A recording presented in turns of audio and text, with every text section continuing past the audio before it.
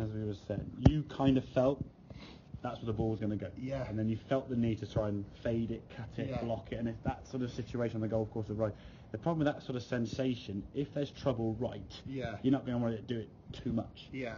And if you've got like a very narrow fairway, how much are you going to do? You're always trying to guess and judge, and using that probably 6-7 times around the max, I suppose, like 20, 10 at Celtic or whatever, but very rarely using that very often.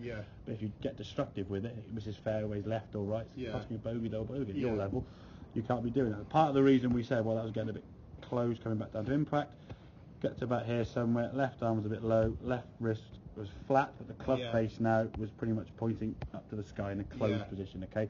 And it was a bit laid off, as we said. So when it came back to the golf ball, he was closed. Then you've got to sort of pull it left, always going to get a bit toey, as you said, and the flatter flight you were getting there, okay? So the sensation was getting that left arm a bit higher with a better turn.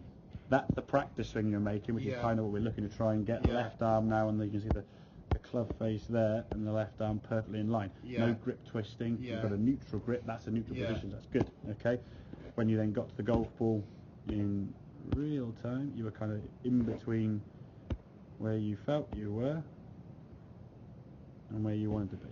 Okay, so that's kind of the new position there now. You can see where the left arm is the same, but the club's just a little bit laid off slightly and a little bit. But in comparison, massive change from there to there. Okay, and it's getting you in a position there now where you can just freely release the golf ball. As we said, you may get a couple that just get a little bit sort of leaky off to the right with that sort of instinct of sort of holding the club face off. But for me, ultimately, what we want to try and do on a golf course is aim the golf club to your target. In the backswing, have the club face square to target, and when you come back down to the golf ball, you're aiming the club face, hit the ball towards target. The last thing you want to do is aim the target, have the club face go in there on the backswing, and try to do that with a downswing, and hope to try and find a middle ground. You'll get it on occasions, but the time you don't get it, it's lost ball, doubles, and whatever. We're on a scorecard. So if we can try and at least hit the fairway, keep the ball in play, give yourself a second shot. That's what I'm trying to do with the club. Get out there somewhere. Get that club now for me. Those two positions there, you can see quite clearly that left arm's a lot higher, much higher position. Here's the thing, that club face there is more in line.